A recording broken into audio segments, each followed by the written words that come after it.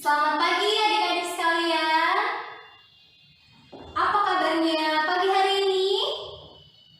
Alhamdulillah, kabar baik ya adik-adik sekalian. Nah, adik-adik sekalian, biar kita lebih semangat, kita tepuk semangat dulu ya. Nah, seperti ini tepuk semangatnya, Ibu contohkan terlebih dahulu ya. Tepuk semangat.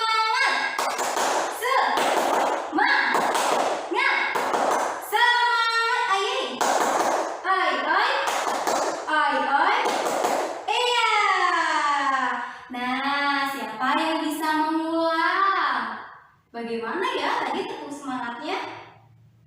Ya, bagus, baik. Terima kasih adik-adik sekalian sudah semangat ya.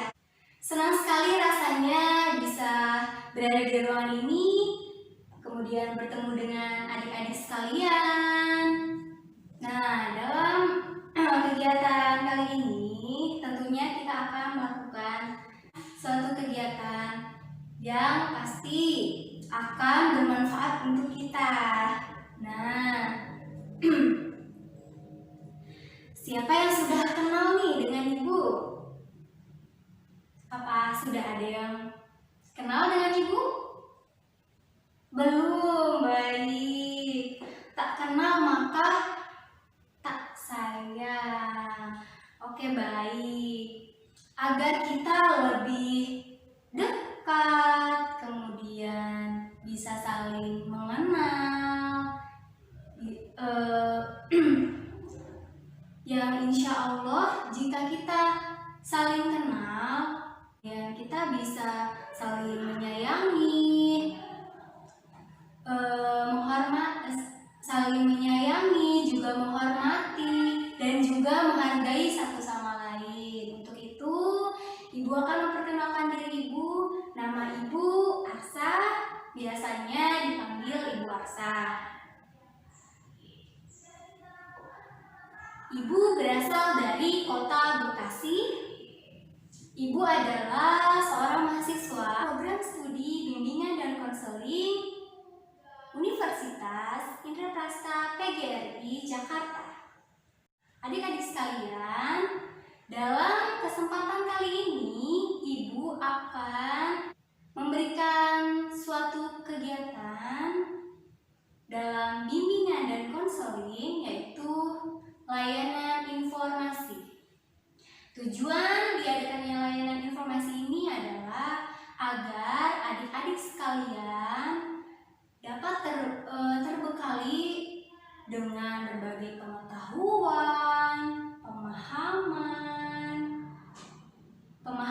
dari berbagai hal yang berguna untuk mengenal diri, merencanakan, dan mengembangkan pola kehidupan pelajar, anggota keluarga, dan juga masyarakat. Nah, ada yang tahu apa sih layanan informasi itu? Ya, betul. Baik, ada lagi yang ingin menyampaikan? Ya, jadi layanan informasi adalah pemberian informasi dalam berbagai hal yang dapat bermanfaat bagi peserta didik atau klien melalui komunikasi langsung maupun tidak langsung. Baik, dalam kegiatan kali ini, topik yang nanti kita akan bahas yaitu tentang pengenalan gaya belajar. Nah, sebagai ilustrasi, Ibu akan mengilustrasikan tentang gaya belajar. Nah, yang pertama, Ibu akan mencontohkan dengan gaya belajar visual. Anak yang memiliki gaya belajar visual cenderung senang membaca buku. Biasanya, ketika membaca buku, suka memberikan poin-poin yang penting dengan diwarnai menggunakan stabilo atau menggunakan spidol Biasanya untuk anak visual suka sekali membaca buku yang bergambar, kemudian ketika meringkas senang sekali memberikan warna pada tulisan-tulisan agar menjadi menarik, kemudian diberi gambar. Itu akan lebih mudah dicerna oleh anak visual. Biasanya anak visual ini ketika belajar, kemudian di sekelilingnya berisik, anak visual ini masih bisa belajar karena dia belajarnya yaitu dengan cara melihat dan membaca langsung dari suatu buku seperti ini misalkan. Nah, kemudian yang kedua ada gaya belajar auditori. Gaya belajar auditori ini belajar dengan cara indera pendengarannya. Jadi, ketika anak auditori belajar, biasanya tidak menyukai kegiatan membaca buku. Anak auditori lebih senang dibacakan, dijelaskan, yang menggunakan kata-kata seperti ini. Kata-kata bisa menggunakan tape recorder atau gaya belajar auditori biasanya senang sekali dibacakan buku oleh orang lain. Nah, untuk belajar, gaya belajar auditori ini senang sekali menggunakan alat pendengarannya dalam hal belajar. Nah, yang ketiga ada gaya belajar kinestetik. Nah, gaya belajar kinestetik ini ketika belajar, misalkan dalam hal membaca buku atau mengingat sesuatu, cenderung menggunakan gerak fisiknya, bergerak. Misalkan sebagai contoh, ibu akan memperagakan menjadi seorang yang mempunyai gaya belajar kinestetik. Dalam hal membaca buku, mengingat sesuatu, biasanya perlu mondar-mandir nih adik-adik sekalian, seperti ini.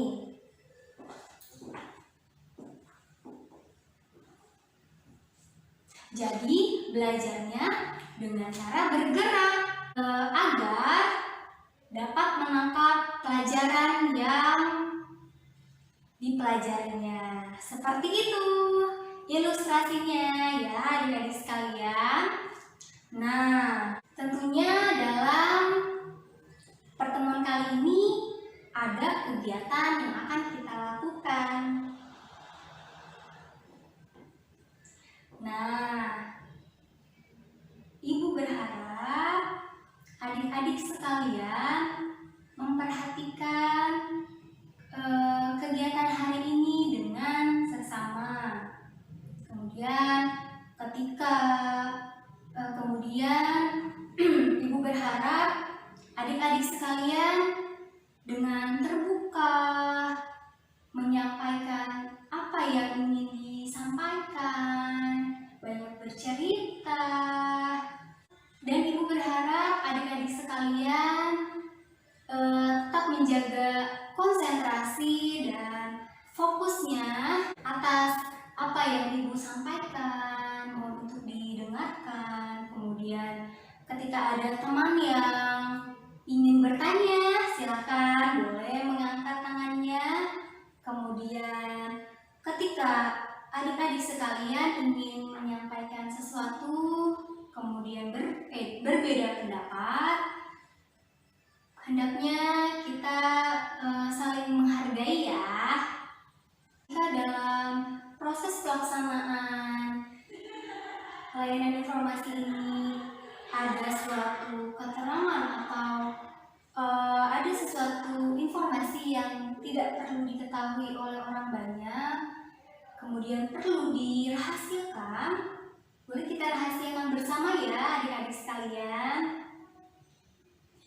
Nah, baik. Tentunya dalam kegiatan layanan informasi ini ada aturan dan tata cara dalam melakukan kegiatan layanan informasi ini.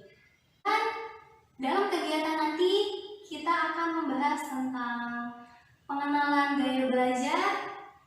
Namun sebelum itu Ibu akan menjelaskan tentang aturan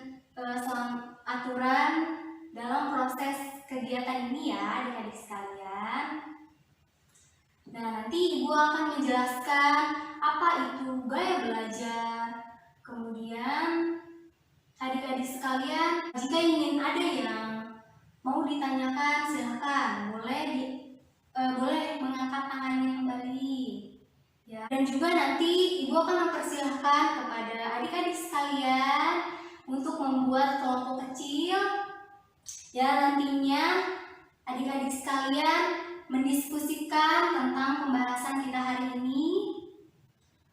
Nah, setelah adik-adik sekalian selesai mendiskusikan pembahasan yang nanti akan dibahas, nanti adik-adik sekalian bisa mempresentasikan apa yang sudah didiskusikan bersama kelompok, kemudian mempresentasikannya, dan kelompok lain silakan boleh menanggapi dari kelompok presentasinya ya. Baik, sebelum kita mulai ada baiknya kita berdoa terlebih dahulu. Berdoa sesuai dengan agama dan kepercayaannya masing-masing. Berdoa dimulai. Berdoa selesai. Baik adik-adik sekalian, kita akan membahas tentang pengenalan gaya belajar. Nah, gaya belajar ini terdiri dari dua kata, yaitu gaya dan belajar. Nah, siapa yang tahu apa sih artinya gaya? Gaya itu apa ya kira-kira? Apa ada yang mau menyampaikan? Boleh diangkat tangannya? Ya, baik. Dalam Kamus Besar Bahasa Indonesia, gaya adalah tingkah laku, gerak-gerik, dan sikap. Sedangkan belajar adalah berusaha memperoleh kepandaian atau menuntut ilmu. Tiap individu memiliki kekhasannya sejak lahir. Jadi setiap individu ini memiliki gayanya masing-masing. Jadi antara individu yang satu dengan individu yang lain memiliki gaya yang berbeda-beda ya adik-adik sekalian. Tiap individu memiliki kekhasannya sejak lahir dan diperkaya melalui pengalaman hidup. Yang pasti, semua orang belajar melalui alat inderanya, lewat penglihatan, pendengaran, gerak. Jika seseorang dapat mengenal gaya belajarnya yang dimiliki, maka akan semakin mudah dan lebih percaya diri dalam menguasai keterampilan dan konsep-konsep dalam kehidupan. Setiap manusia memiliki gaya tersendiri dalam berbusana, berbicara, dan juga gaya hidup yang berbeda-beda antara individu yang satu dengan individu yang lainnya berbeda. Begitu pula dengan gaya belajar. Setiap siswa memiliki memiliki gaya belajarnya sendiri. Hal ini diumpamakan seperti tanda tangan yang khas bagi dirinya sendiri. Semua orang memiliki tanda tangan yang berbeda, bukan? Ya, begitu pula dengan gaya belajar, mempunyai gaya belajarnya masing-masing. Pengetahuan tentang gaya belajar ini dapat digunakan untuk membantu diri kita dalam memaksimalkan proses pembelajaran agar hasil pembelajaran kita dapat tercapai sesuai dengan tujuan yang diharapkan atau agar lebih optimal. Gaya belajar menurut Bobby D. Porter, gaya belajar adalah kombinasi dari bagaimana ia menyerap dan kemudian mengatur serta mengolah informasi. Nah, dalam artian dengan kita mengetahui gaya belajar kita dapat mengkombinasikan gaya belajar kita dengan cara belajar kita agar lebih mudah untuk kita pahami dan menjadi suatu kegiatan belajar yang menyenangkan untuk diri kita sendiri. Nah, yang tadi Ibu sudah sampaikan, gaya belajar itu ada 3 jenis. Ada apa saja?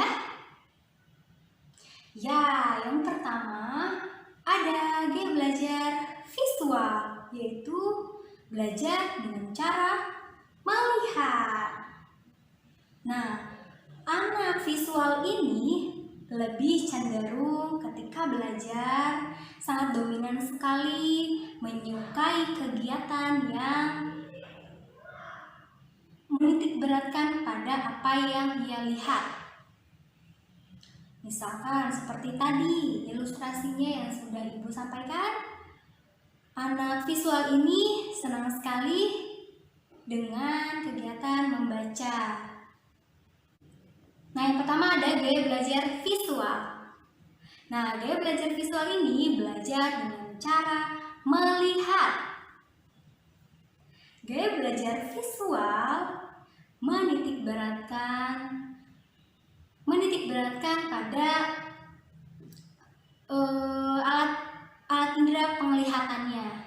Artinya, bukti-bukti konkret harus diperhatikan terlebih dahulu agar siswa paham akan ciri-ciri yang dimiliki gaya belajar visual, yaitu adalah kebutuhan yang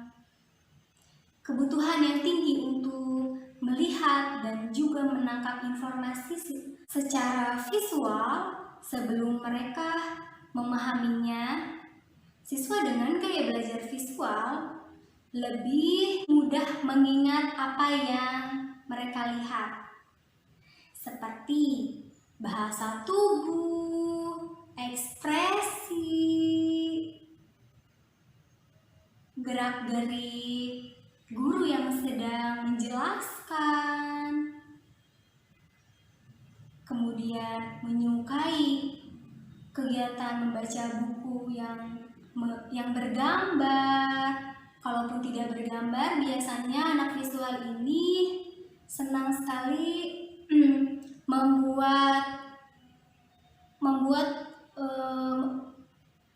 biasanya membuat warna pada tulisan agar lebih menarik, kemudian digambar.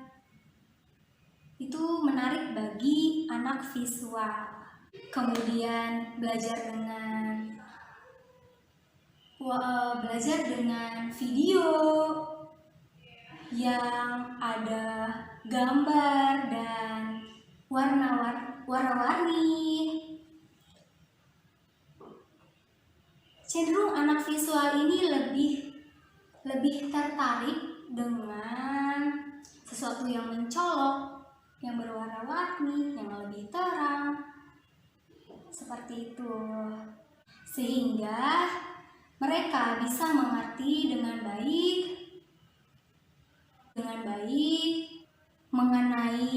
mengenai posisi, lokasi, bentuk, dan warna. Nah, dan siswa yang memiliki gaya belajar visual cenderung rapi dan teratur dan tidak terganggu dengan keributan yang ada. Tetapi mereka sulit menerima instruksi verbal. Siswa yang memiliki gaya belajar visual menangkap pelajaran lewat materi yang bergambar, video yang tadi sudah disebutkan. Selanjutnya ada ciri-ciri dari gaya belajar visual. Di antaranya yang pertama yaitu mengingat dengan apa yang dilihat daripada apa yang didengar. Kemudian suka mencoret-coret sesuatu yang terkadang tanpa ada artinya ketika di dalam kelas. Ya, ciri-cirinya anak visual ini senang membuat coretan ya. Walaupun coretan ini tidak mengandung arti. Kemudian pembaca cepat dan tekun. Biasanya anak visual ini memiliki kemampuan membaca cepat. Nah, selanjutnya lebih suka membaca daripada dibacakan. Karena visual ini lebih senang ketika membaca secara langsung, tidak suka dibacakan oleh orang lain, biasanya seperti itu. Nah, kemudian biasanya anak visual ini rapi dan teratur. Kemudian mementingkan penampilan dalam hal pakaian ataupun penampilan keseluruhan. Jadi anak visual ini mengedepankan penampilannya, dilihat apakah sudah sesuai atau belum. Nah, selanjutnya anak visual ini biasanya teliti dan detail terhadap sesuatu. Nah, selanjutnya pengeja yang baik.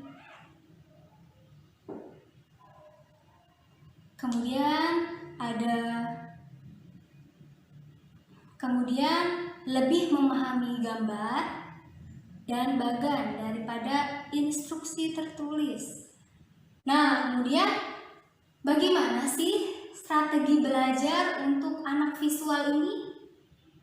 Nah, yang pertama, memanfaatkan pengkodean warna untuk membantu daya ingat dengan menggunakan pena yang berwarna-warni. Ya, yang tadi sudah Ibu sebutkan, bisa menggunakan stabilo atau pena yang berwarna-warni.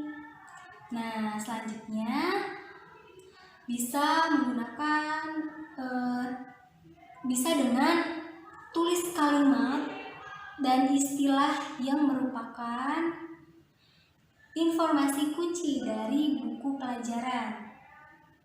Nah, setelah kita tahu nih poin pentingnya di mana, bisa dibuat warna di tulisannya agar kita dapat paham inti dari pelajarannya.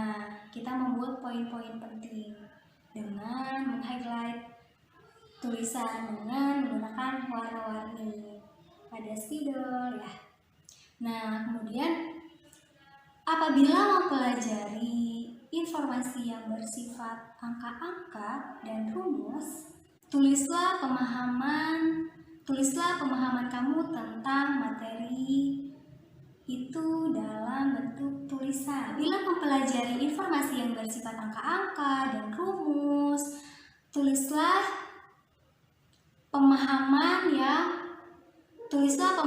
kamu tentang materi itu dalam bentuk tulisan. Biasanya cara itu anak visual lebih mudah dalam kegiatan belajarnya. Kemudian selanjutnya, sedapat mungkin terjemahkan kata per kata dan ide-ide ke dalam bentuk simbol, gambar, atau diagram. Nah, bisa juga membuat mind mapping, seperti ini contohnya. Membuat poin-poin penting yang bergambar. Ini ada gaya belajar auditori. Gaya belajar auditori ini belajar dengan cara mendengar. Gaya belajar auditori mempunyai kemampuan dalam hal menyerap informasi dari telinga pendengarannya. Siswa yang mempunyai gaya belajar auditori dapat belajar lebih cepat dengan menggunakan diskusi, verbal, dan mendengarkan apa yang guru sampaikan. Siswa auditori memiliki kepekaan terhadap musik, suara, biasanya lebih sensitif, lebih bisa peka nih terhadap suara apa nih, dia tahu. Mereka berbicara dengan irama yang terpola. Biasanya pembicaranya yang fasih, senang berbicara, suka berdiskusi, dan menjelaskan segala sesuatu dengan panjang lebar. Siswa dengan tipe gaya belajar ini mudah terganggu dengan keributan dan lemah dalam aktivitas visual. Nah, metode pembelajaran yang tepat untuk pembelajaran model seperti ini harus memperhatikan kondisi fisik dari pembelajar. Anak yang mempunyai gaya belajar auditori dapat belajar lebih cepat dengan menggunakan diskusi verbal, dan kita sadari telinga kita terus menangkap dan menyimpan informasi auditori. Bahkan tanpa kita sadari, dan ketika kita membuat suara sendiri dengan berbicara, beberapa area penting di otak kita menjadi aktif. Dan ketika kita membuat suara sendiri dengan berbicara, beberapa area penting di otak kita akan menjadi aktif. Nah, selanjutnya ciri-ciri gaya belajar auditori. Di antaranya lebih cepat menyerap informasi dengan mendengarkan, menggerakkan bibir mereka, dan mengucapkan tulisan di buku ketika membaca. Senang membaca dengan keras dan senang mendengarkan. Dapat mengulangi kembali dan menirukan nada, irama, dan suara. Kemudian bagus dalam berbicara dan bercerita. Selanjutnya, berbicara dengan irama yang terpola. Selanjutnya belajar dengan mendengarkan dan mengingat apa yang didiskusikan daripada yang dilihat. Jadi anak auditor ini ketika diadakan berdiskusi akan lebih mudah dalam mengingat. Selanjutnya suka berbicara, suka berdiskusi, dan menjelaskan sesuatu dengan panjang lebar.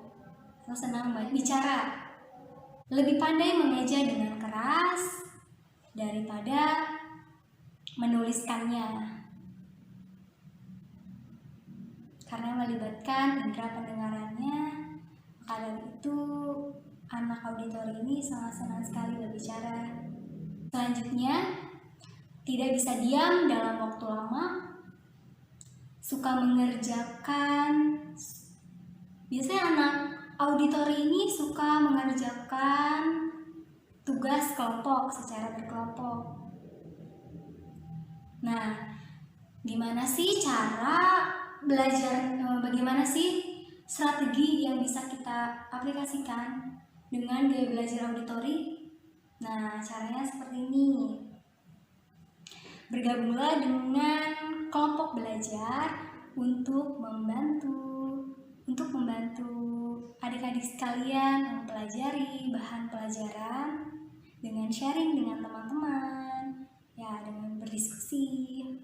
Ketika belajar sendiri, ucapkan informasinya dengan suara keras agar bisa didengar. Nah, kemudian gunakan recorder untuk merekam informasi-informasi penting. Setelah itu, dengarkan kembali informasi yang sudah direkam tadi. Nah, untuk auditori, cara seperti itu sangat ampuh dilakukan dalam kegiatan belajar dalam hal menghafal atau mengingat.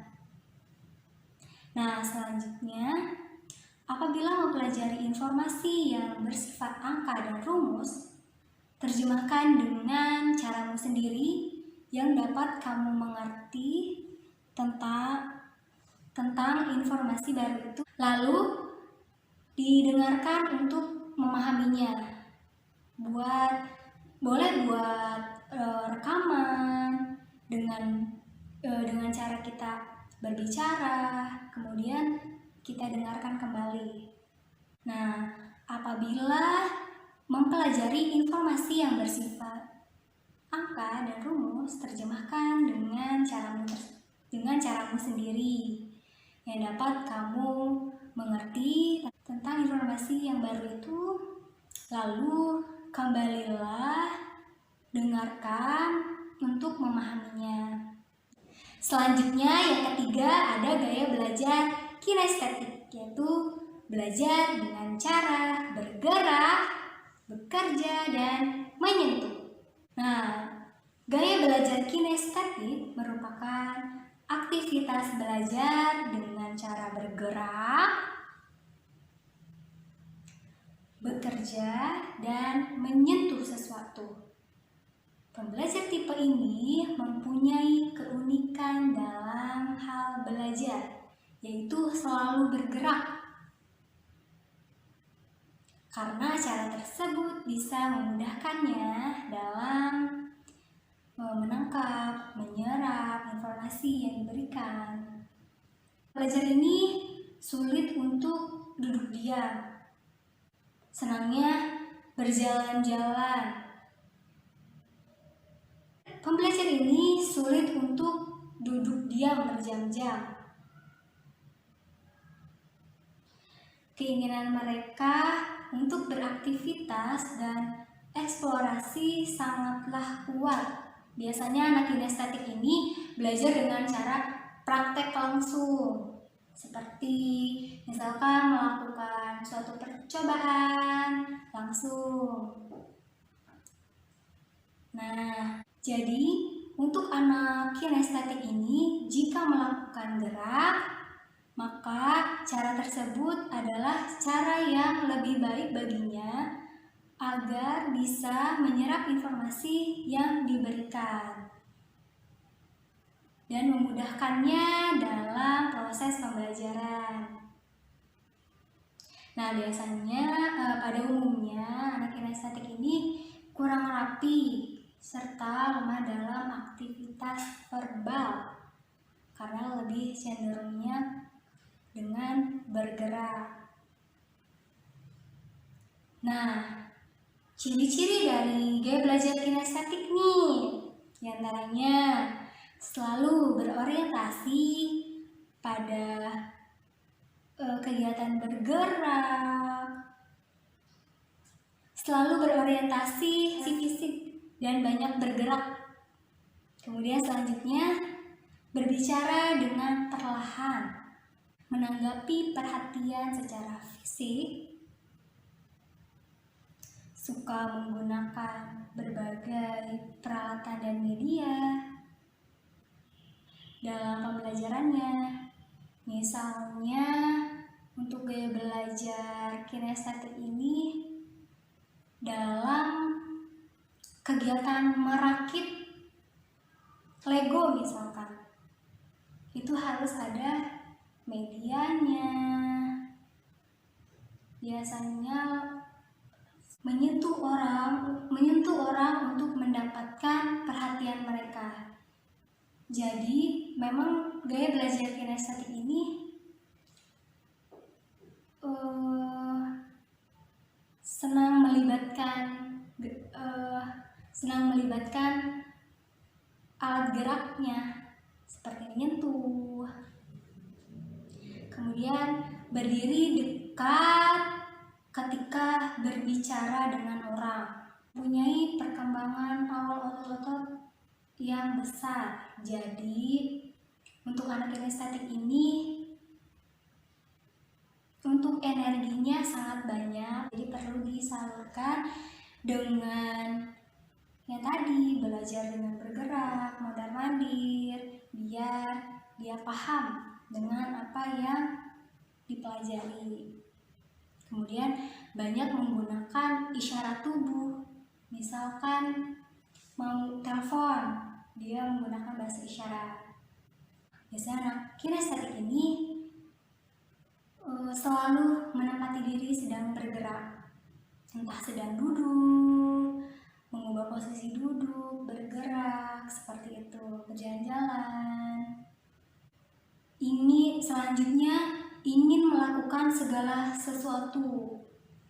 Biasanya anak kinestetik ini belajar dengan cara menyentuh, ingin melakukan segala sesuatu. Strategi belajar untuk gaya belajar kinestetik, di antaranya duduklah di depan kelas dan buat catatan selama pembelajaran. Ketika belajar, perlu jalan mondar-mandir perlu dalam mengingat informasi penting. Ya, seperti yang tadi sudah dicontohkan, kalau mau mengingat sesuatu, mau belajar, perlu bergerak. Kemudian dalam mengingat informasi baru, salinlah poin-poin kunci pada kertas atau karton. Itu caranya. Kemudian pikirkan cara-cara untuk membuat pengetahuan secara nyata atau praktek langsung, seperti memegang sesuatu berkaitan dengan apa yang dipelajari. Misalnya mempelajari tentang tumbuhan, maka carilah tumbuhan yang sesuai dengan pelajaran tersebut dan lakukan eksplorasi. Jadi bisa mengenal tumbuhan secara langsung dengan membawa tanamannya. Nah, pentingnya mengetahui gaya belajar sendiri, peserta didik bisa menciptakan suasana yang disenanginya untuk belajar. Apakah itu dengan menyetel musik, berdiskusi dengan teman atau orang tua, dan lain sebagainya. Dengan demikian, diharapkan motivasi bagi peserta didik bisa meningkat. Nah, maka dari itu pentingnya memahami gaya belajar tidak lain bertujuan untuk menemukan kecocokan antara cara penyampaian informasi dan jenis gaya belajar yang melekat pada diri sendiri. Setiap orang memiliki gaya belajar yang berbeda dan bisa belajar dengan lebih baik melalui cara yang berbeda pula. Dengan kata lain, memahami gaya belajar yang kita miliki adalah cara yang terbaik untuk memaksimalkan proses belajar belajar kita. Setelah menemukan gaya belajar dan mengetahui metode terbaik untuk membantu dalam belajar melalui gaya itu, maka kita akan terkejut bila mengetahui betapa kita dapat berkembang dengan pesat di dalam proses belajar.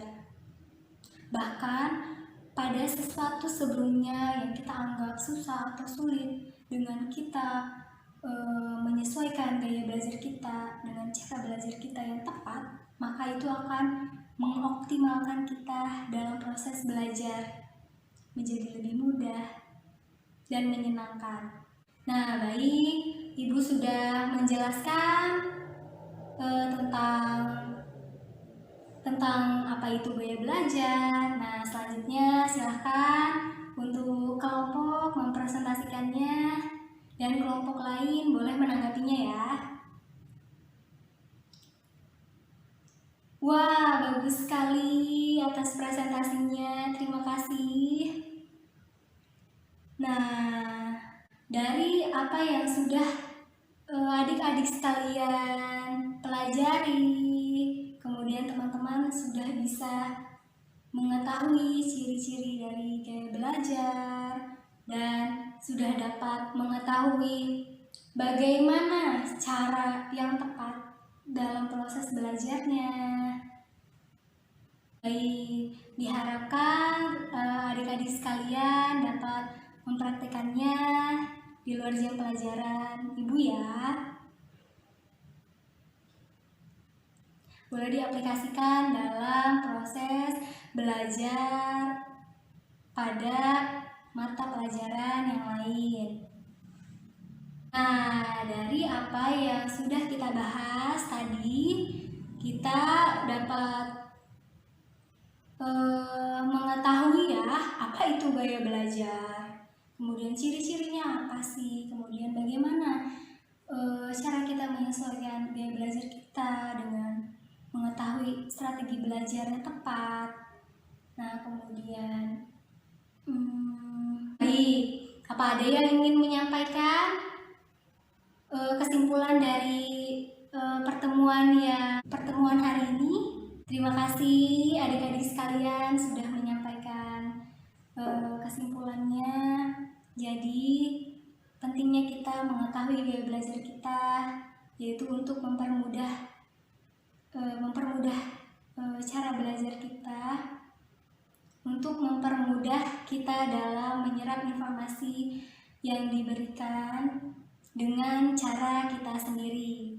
Baik, dalam pertemuan kali ini kita sudah selesai. Adik-adik sekalian, apakah nanti untuk kedepannya akan ada lagi pembahasan baru? Ya, baik. Untuk pertemuan selanjutnya kita akan membahas tentang memahami kepribadian. Baik, kita cukupkan kegiatan kita hari ini. Kita tutup dengan berdoa terlebih dahulu. Kita berdoa, dipersilahkan. Berdoa selesai. Assalamualaikum warahmatullahi wabarakatuh.